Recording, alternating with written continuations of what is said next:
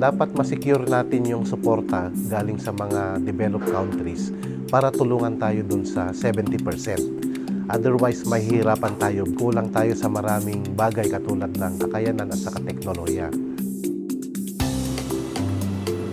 Kinakailangan din natin mag-legislate ng mga patakaran na maisagawa yung shift patungo sa renewables o yung low carbon development pathway. Kinakailangan din ng mga kumakandidatong Pangulo ay magkaroon ng malinaw na programa paano natin mas i-enhance ang tinatawag nating climate resiliency o yung adaptation measures, particular sa mga komunidad na matingkad ang epekto ng climate change. Kabilang dyan yung mga pamayanan na nasa tabing dagat, nasa mga lugar na merong nakikitang epekto ang klima katulad ng nagaganap na El Nino ngayon.